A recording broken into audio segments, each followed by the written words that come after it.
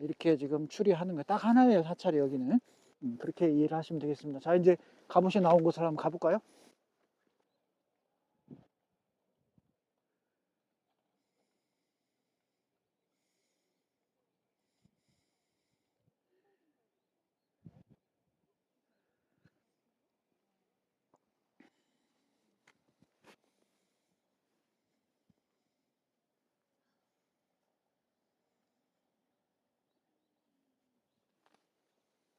자, 바로 이곳이 저수시설이었습니다. 근데 여기 지금 기록대로 보면 이 자리인데, 일단 발굴을 하게 되면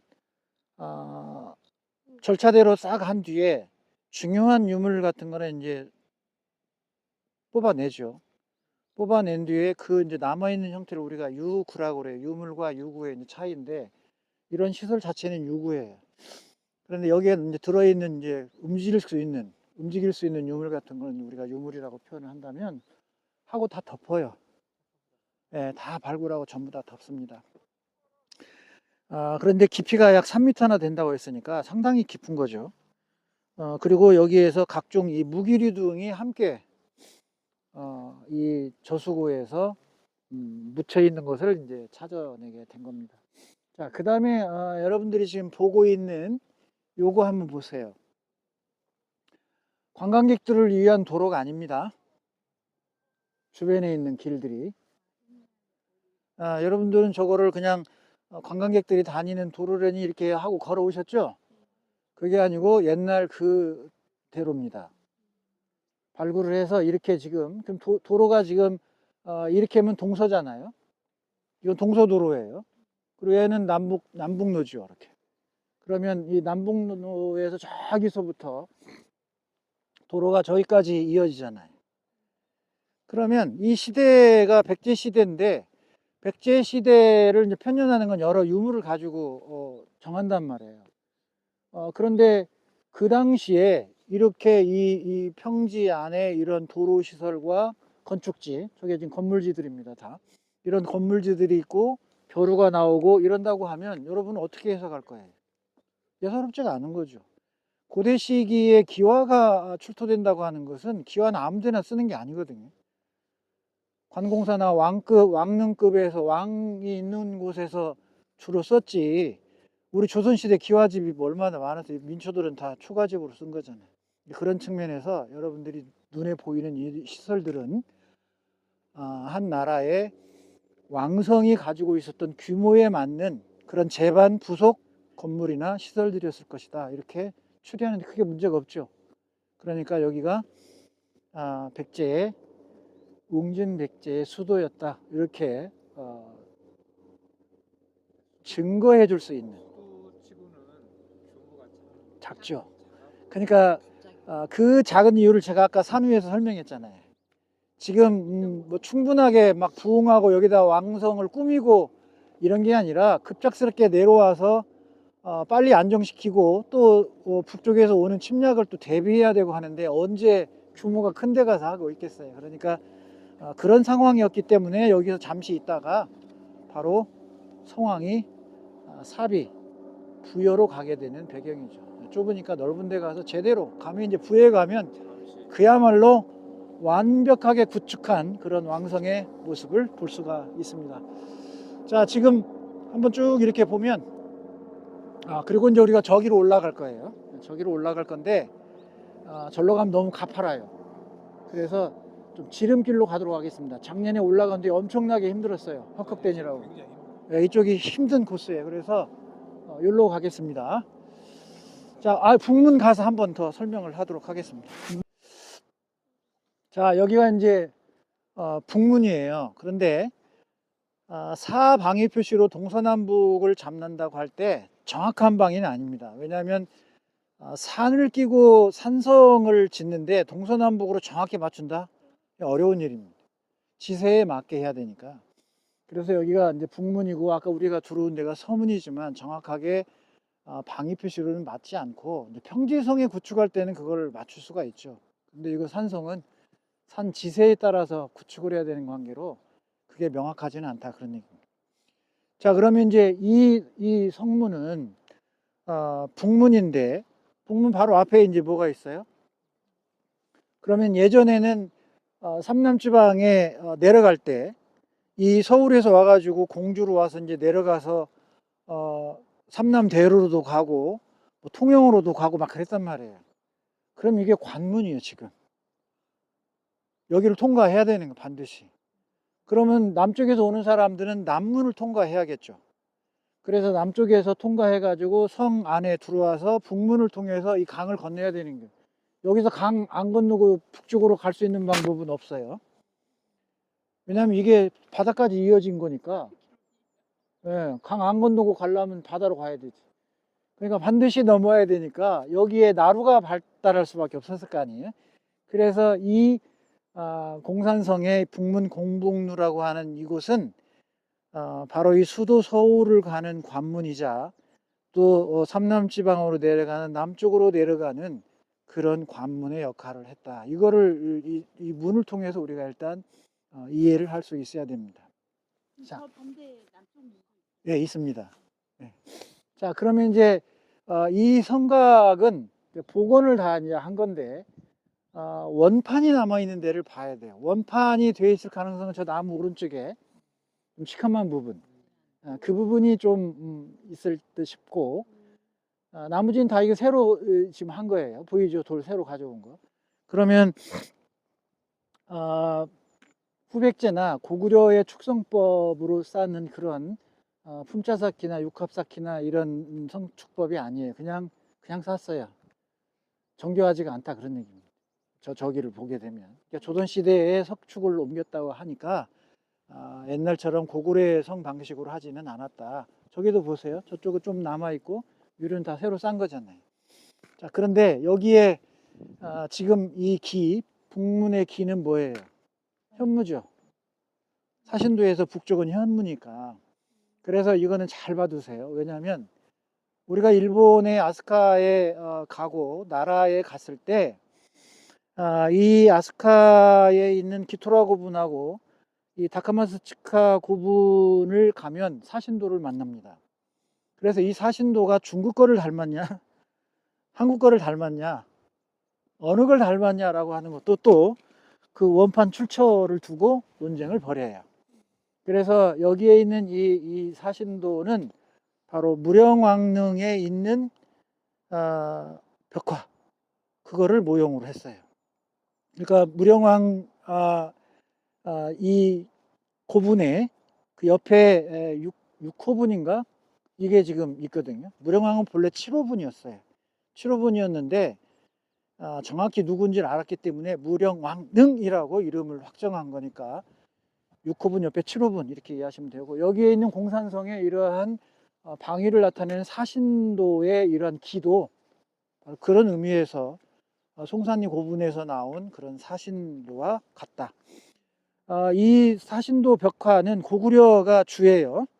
그럼 백제는 이 고분이 있는 벽화가 딱 두 개입니다.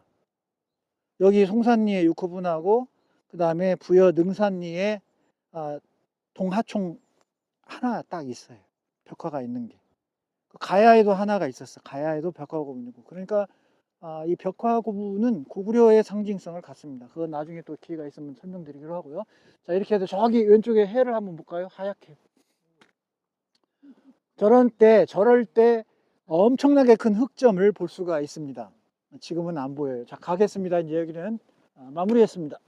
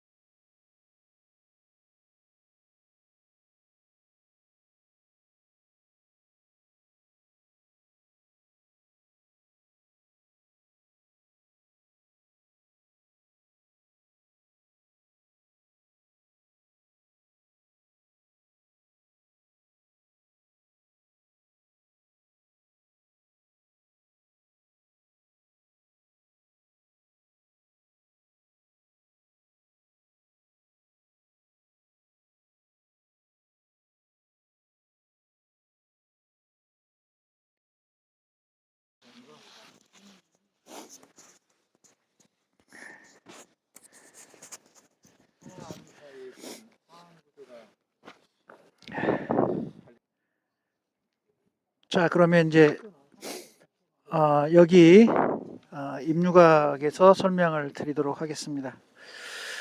여러분들 가지고 계시는 교재는 103쪽을 펴보시기 바랍니다.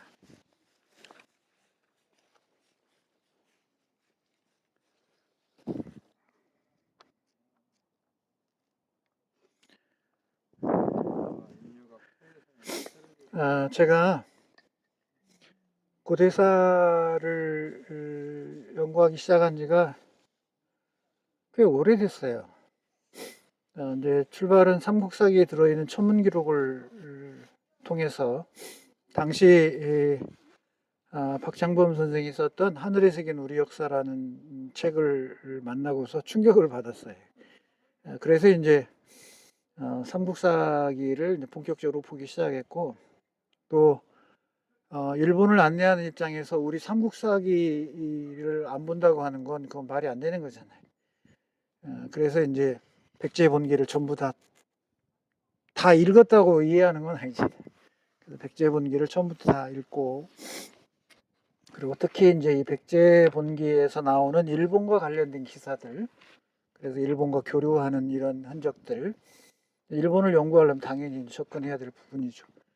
그래서 삼국사기의 백제본기를 이제 연구하게 되면서 이 공산성이 백제의 웅진백제의 정말 증거물이 될 수 있는 것이냐, 이런 첫 번째 저는 고대사는 항상 의문점을 갖고 시작합니다. 있는 대로, 교과서 쓰여 있는 대로 하지 않아요. 왜냐하면 우리 역사를 바라보고 있는 관점이 현재 그렇게 바람직하다고 제가 생각을 하지 않기 때문에 저 나름대로 저의 관점을 가지면서 보려고 일단 의심합니다. 그게 학문하는 자세라고 일단 저는 생각하고요.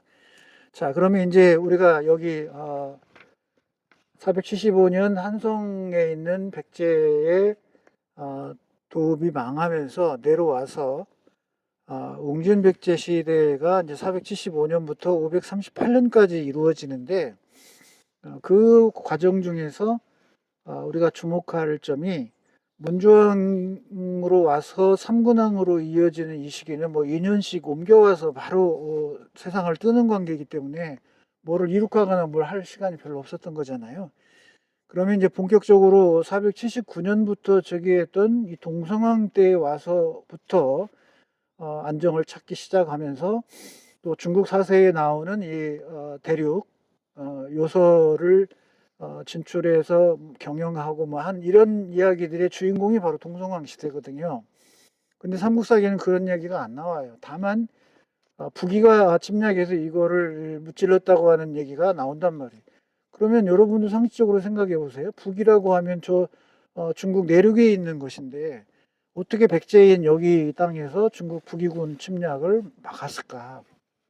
그런 측면에서 삼국사기 기록이 하나의 단서가 될 수 있는 거죠. 대륙 백제라고 한 이야기에.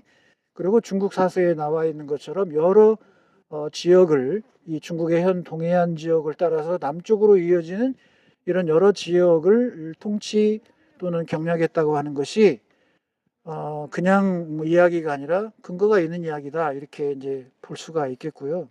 그래서 삼국사기에 나와 있는 그 500년에 임류강을 이 궁성의 동편에 지었다고 하는 이야기가 나온단 말이에요. 그러면 여러분들이 가지고 있는 앞에 책에 제가 삼국사기에 꼭 필요한 부분을 앞에다 실어놨어요. 32쪽을 한번 보세요.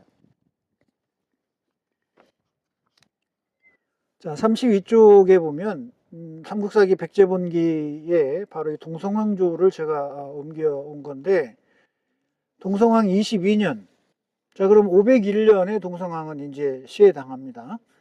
그러면 돌아가시기 1년 전에 동성왕 제22년, 23년 즉위가 맞네요. 아까 제가 얘기한 대로. 봄에 임류각을 궁궐 동쪽에 세웠는데 높이가 5길이었다. 또한 연못을 파고 기이한 짐승을 길렀다. 가난하는 신하들이 반대하여 상소하였으나 대답하지 않고 다시 또 가난한 자가 있을까 염려하여 궁궐문을 닫아버렸다. 자, 그러면 여기가 임류각이라고 한다면 실제는 저 아래에 있습니다. 이따가 제가 실제 그 주춧돌 있는 데는 안내해 드릴게요. 그러면 이제 상징성 있는 임류각을 여기에 좀 높은 자리에 이렇게 이제 복원을 지금 한 거잖아요. 실제 자리라면 더 좋았겠는데 왜 이렇게 옮겼는지는 나름 이유가 있었을 겁니다. 자, 그 다음에 바로 그해 음력 5월에 보면 5월에 가물었다. 왕이 측근들과 더불어 임류각에서 잔치를 베풀며 밤새도록 환락을 즐겼다. 자, 이 삼국사기를 지금 누가 쓰고 있습니까? 김부식이 쓰죠. 그래서 여기에서도 그런 관점을 지금 볼 수가 있는 거예요. 즉 임류각에서 잔치를 베풀며 밤새도록 환락을 즐겼다. 5월에 가물었는데 뭘 의미하는지 알겠죠. 그래서 여러분들은 지금 이제 임류각 본자리는 아니지만 이게 임류각이라고 한다고 하면 그 역사의 현장에 지금 있는 거예요.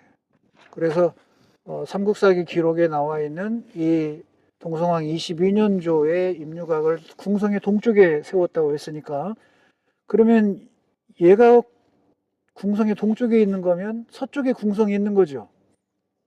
그러면 저쪽에 서쪽이니까 서쪽에 궁성이 있어야 되는 거예요. 그래서 그걸 토대로 해서 여기 임류각지가 발굴되면서 그러면 동쪽은 지금의 쌍수정이 있는 그 아래일 수밖에 없다. 궁성 자리는. 그래서 발굴을 또 하게 되는 거예요. 그러니까 하나의 작은 단서가 바로 이 역사의 발굴로 이어지면서 새로운 사실을 또 증명해주고 보태주는 거죠.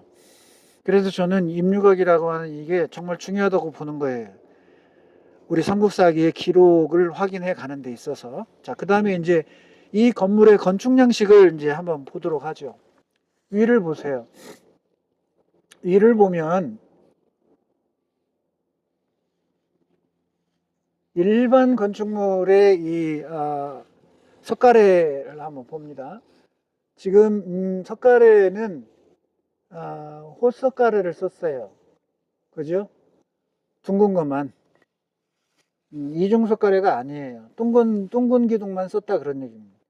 본래 이중석가래는 이제 사각형의 석가래와 그 다음에 저렇게 원통형의 석가래 두 개를 보통 쓰는데 여기에 복원은 그냥 원통형으로만 된 석가래를 쓴 거예요. 그 위에 지붕에 보면 기와 보이죠? 기와에서 맨 끝에 둥근 거 보이잖아요. 몇 연문이에요? 8연문이죠? 8연문. 백제와당의 대표적인 이 8연문 연화문에 수막새를 지금 썼어요. 그러니까 수막새라고 하는 건 수키화. 수키화는 둥근 걸 말해요. 지붕에서 쭉 둥글게 내려오는 거 있어요. 그것은 다 둥근 통으로 오다가 맨 끝에는 마무리를 해야 되니까 그래서 수막새라고 하는 거고 암막새 보세요. 암막새는 이제 암컷이니까 평이란 말이에요. 땅을 의미하는. 그 평의 끝에 부분은 입술처럼